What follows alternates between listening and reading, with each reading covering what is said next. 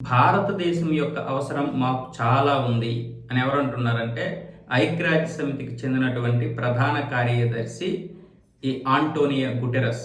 ఈయన ఇప్పుడు AI impact 2026 జరుగుతుంది కదా న్యూఢిల్లీలో, దానికి ఆయన న్యూయార్క్లో బయలుదేరే ముందు ఈ విషయాలు అయితే చెప్పారు. భారతదేశం చాలా అవసరం, భారతదేశం చేస్తున్నట్టు సహాయం కూడా మనం కొనియాడలేం, చాలా మంచి సహాయం చేస్తుంది.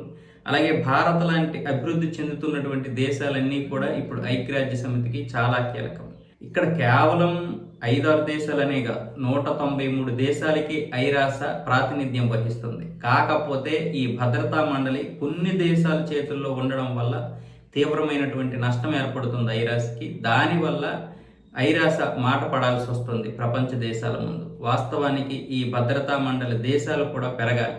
అంటే కేవలం ఇప్పుడు 5 దేశాలే ఉన్నాయి కదా, అమెరికా, రష్యా, చైనా, ఫ్రాన్స్, ఇలా 5 దేశాలే ఉన్నాయి. ఈ 5 దేశాలకు మించి ఇప్పుడు 6వ దేశంగా భారతదేశం శాశ్వత సభ్య దేశం కోసం తీవ్ర ప్రయత్నాలు చేస్తుంది. అది ఇంచుమించు ఈ సంవత్సరం కానీ వచ్చే సంవత్సరం కానీ ఖచ్చితంగా శాశ్వత సభ్య దేశంగా చేరే అవకాశాలు అయితే మనకు ఉన్నాయి ఇప్పుడున్నటువంటి పరిస్థితుల్లో. ఇప్పుడు కనుక చేరకపోతే మరి భవిష్యత్తులో చేరలేం.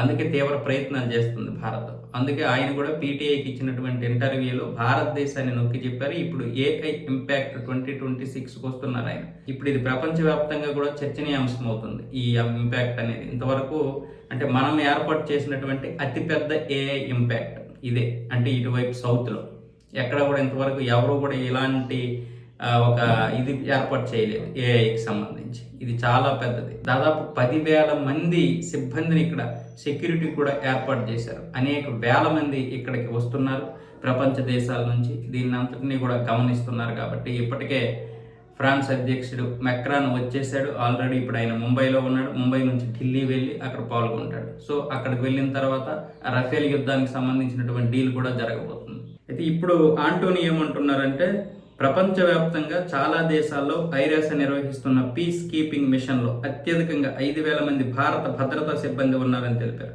ఇందుకోసం భారత్కు ఐరాస సదా రుణపడి ఉంటుందని చెప్పారు. 2007లో లైబీరియాలో పీస్ కీపింగ్ మిషన్ కోసం పూర్తిగా మహిళలతో కూడిన తొలి పోలీస్ యూనిట్ను అందించిన ఘనత భారత్కే దక్కుతుందని తెలిపారు. G20 సదస్సును భారత్ నిర్వహించిన సమయంలోనే పలు విప్లవాత్మక నిర్ణయాలు తీసుకున్నారని కూడా గుర్తు చేశారు. అలాగే దీంతో పాటు ఇప్పుడు ఐక్యరాజ్య సమితికి ఇవ్వాల్సినటువంటి 292 కోట్ల రూపాయలు అంటే $31 మిలియన్ ఉన్నాయి కదా, అవి కూడా భారతదేశం సకాలంలో ఇచ్చేసింది. నోటిఫికేషన్ విడుదలైన నెల రోజుల్లోపు ఇచ్చేసింది అనమాట. అలా మొత్తం 47 దేశాలు ఇస్తే అందులో మంది మొదటి స్థానంలో ఉంది.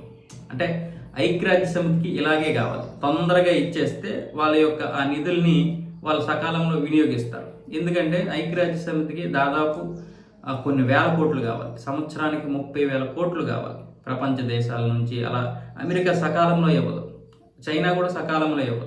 వీళ్ళందరూ సభ్య దేశాలుగా ఉన్నారు కానీ ఇక వీళ్ళు ఆడిందే ఆట పాడిందే పాట.